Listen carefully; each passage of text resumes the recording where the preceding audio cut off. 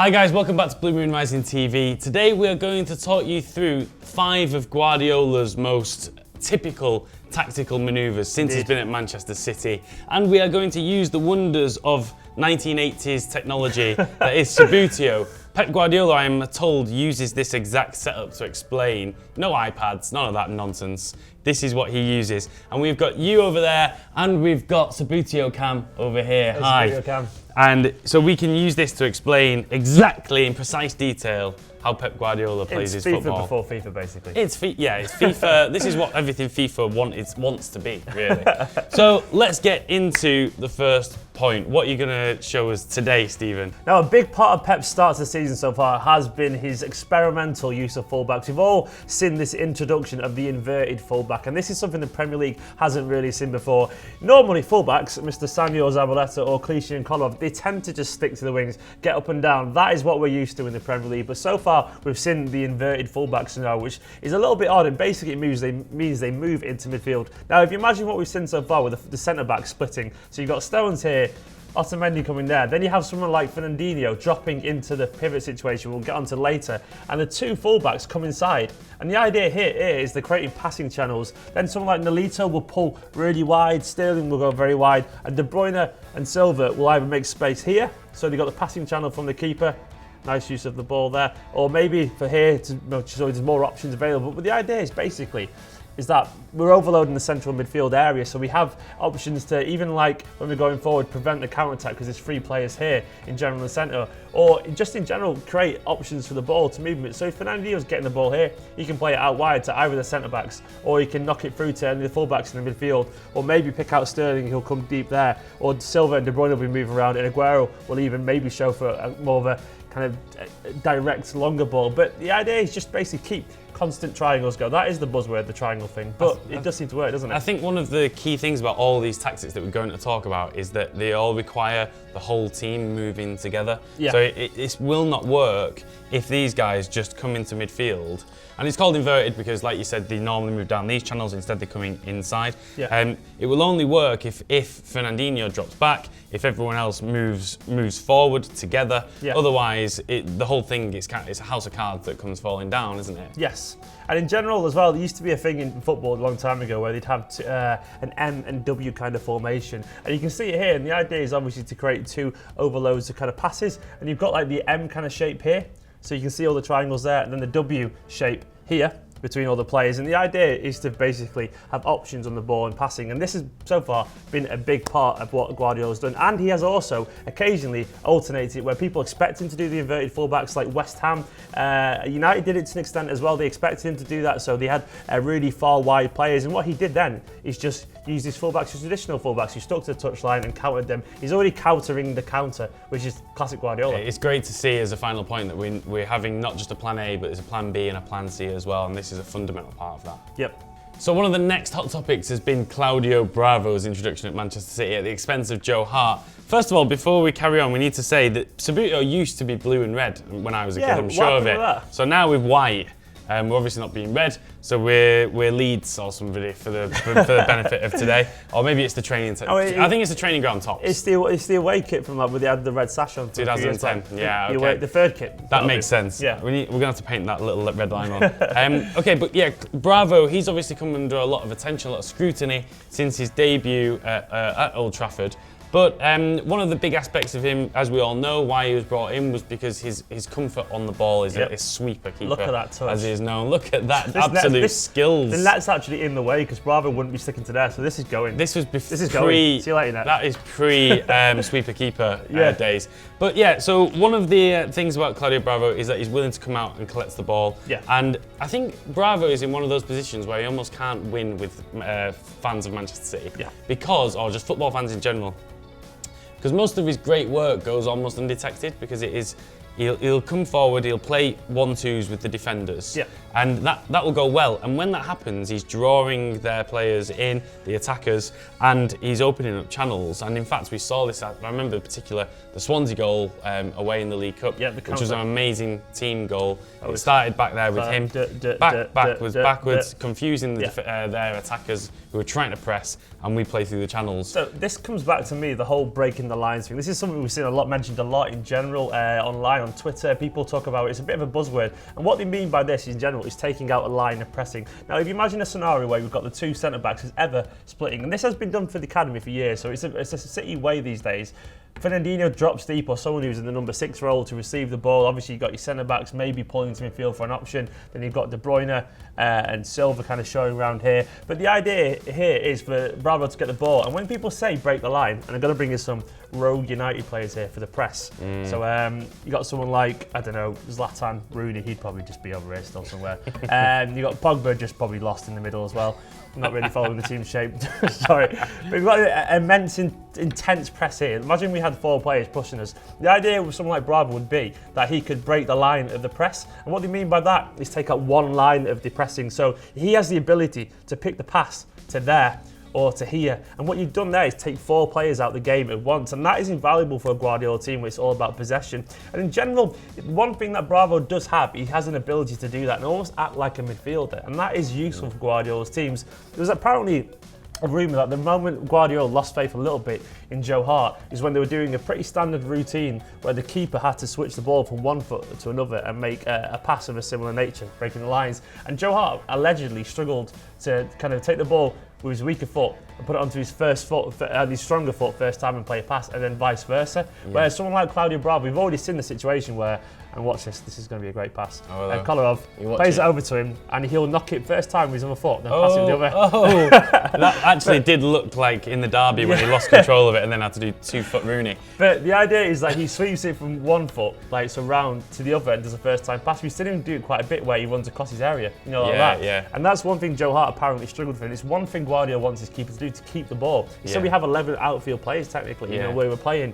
And this is what's happening. And this is why Claudio Bravo so far has been a big part of our game and had over 80% pass completion as a keeper. We've just got to say his stats are fantastic. He's out of all the top keepers in Europe, top leagues in Europe, he's in either number 1 or 2 in touches, pass completion, and he's just an all-round great keeper. And I think we're going to see him settle into this role even more with time. Now, one big invention so far of the Guardiola reign has been this introduction of what is called a false 8. Now, I didn't know what that was prior, but until I did a little bit of research, and it makes a lot of sense. Now, to understand this, you have to understand the traditional roles of a 3-man midfield. We have played like a 4-1-4-1 at times, but it does often tend to be a traditional midfield 3 with varying roles. And usually in a midfield 3, you have a number 6 who tends to be the destroyer, a number 8 who's more box to box and can do a bit of both, and a number 10 who's a little bit further ahead and tends to be more of a creative asset and doesn't really contribute as much in the fight in the defensive third as the other 2 would do. But this has changed under Guardiola. So far we've seen Silva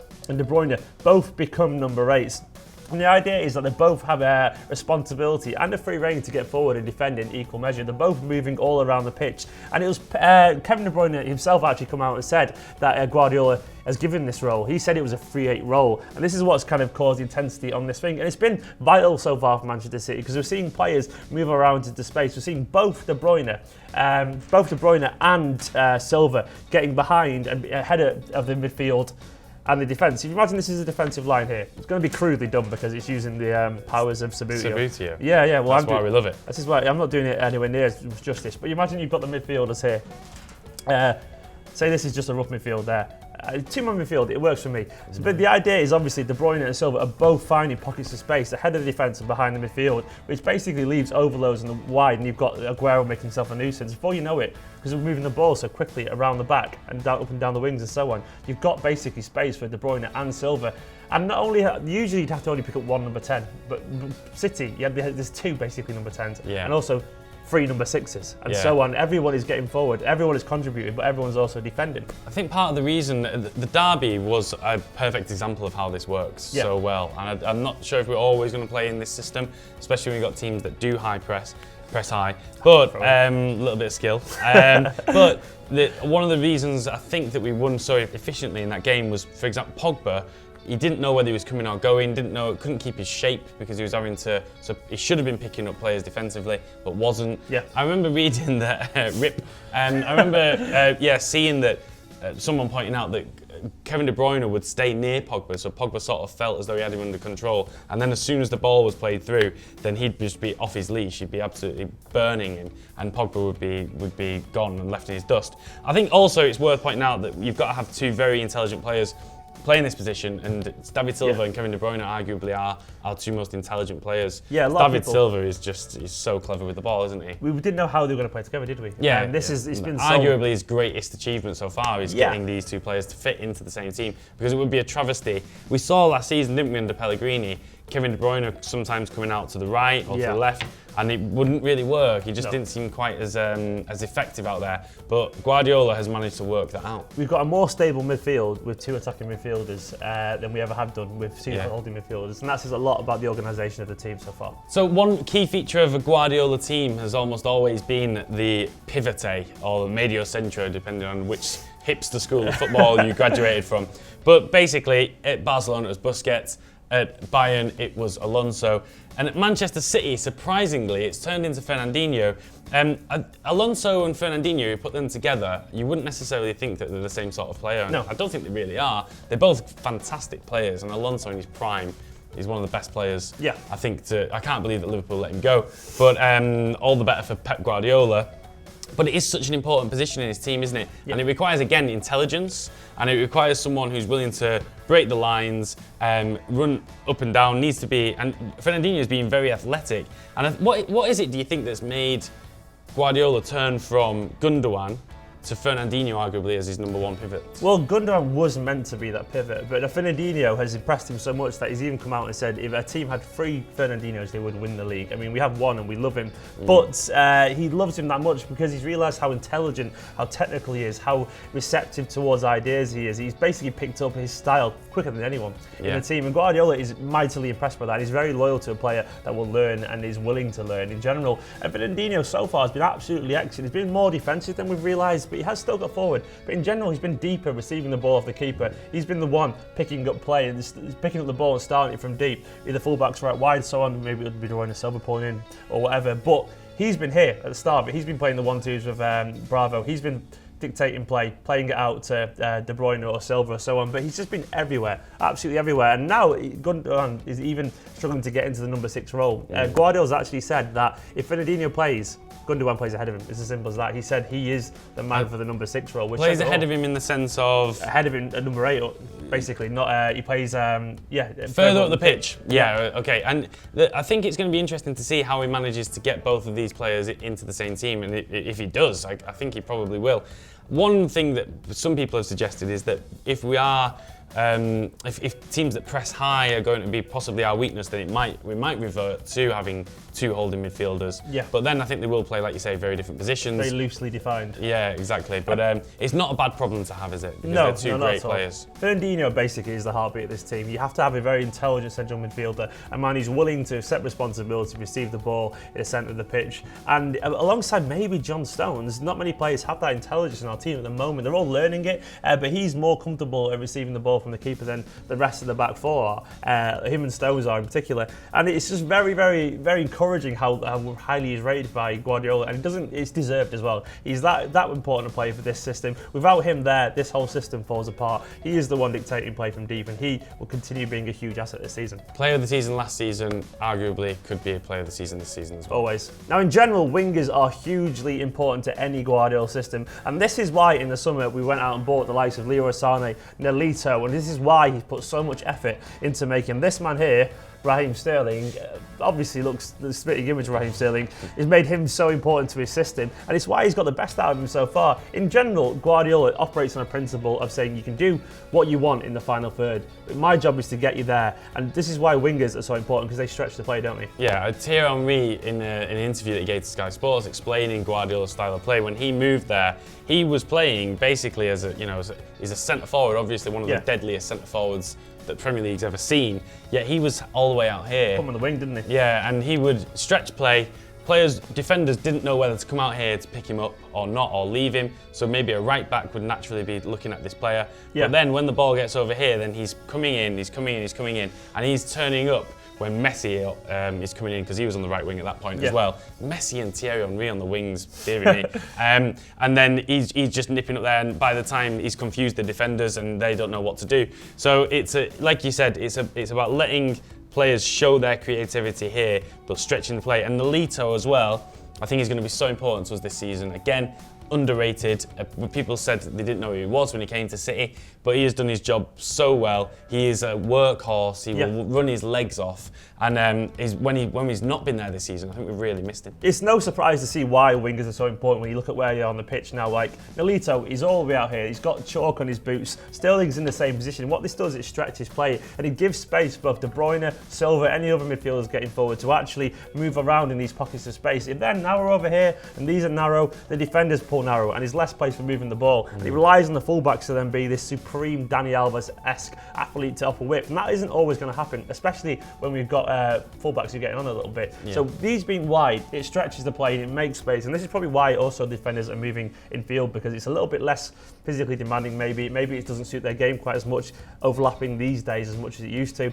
But yeah, these are hugely important, and they're in the final third. This is when they're allowed to come alive. This is when they're allowed to express themselves. But Guardiola has always said, my job is to get you from here, to the final third, and then you're allowed to come alive, do what you want to do. And this is why Sterling so far has been given this freedom to express himself, to run at people, to actually just be the player that he is. But he has been told at the same time that he does have to stay in this position, or this position, and then when the ball does arrive there, then he can move out. But he does have to be disciplined, and this in fact is something that leads on to Aguero, in that in this area of the pitch, he is probably one of the very, very best in the world, in the top 2, you would say. Yet he just needs to add the element of his game when the ball is further back here, that he will be willing to drop back and work for it. So there's, like we said before, when these are working their socks off down the wings, well, everybody else needs to be doing the same, or it falls apart. So it's it's a whole organic, that sounds so pretentious, but it is one whole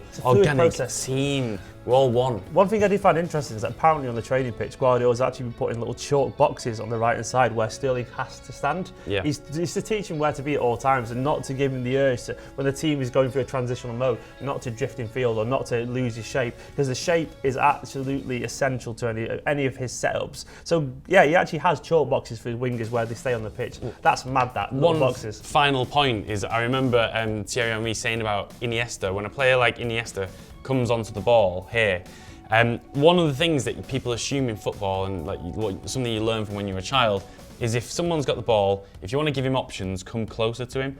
Well, Guardiola says, actually, if you want to give somebody options, move further away from them, because then you give the ball there to somebody, but then what have you achieved? Nothing. The ball's, you're in the same position, and all you're going to have to do is just do short passes to each other. Whereas if you move away, you're stretching the pitch, and now look at all these options here. Defenders are stretched, space has been created, and you can go and score a goal. So there's 5 ideas that we think are fundamental to what Guardiola's done at Manchester City. Beautifully experimented, obviously, with the table, shown perfectly. Yeah, I think you'll appreciate it. Anyway, guys, let us know what you think of these 5. Are there any other things that you've spotted that Guardiola does to perfection? What do you think he might bring into our system? And how do you think he's adapting to Premier League football? Has he changed anything in your idea? Let us know if you want to see anything else along these lines. Drop a like on the video. Stephen's just scored a goal. That seems like a good point on it there. Cheers, drop a like, subscribe, and we'll see you in a bit. Alright guys, it's Stephen here on BlueMoonRisingTV, and we're going to do something today that you've all been asking for in the comments for a very, very long time. And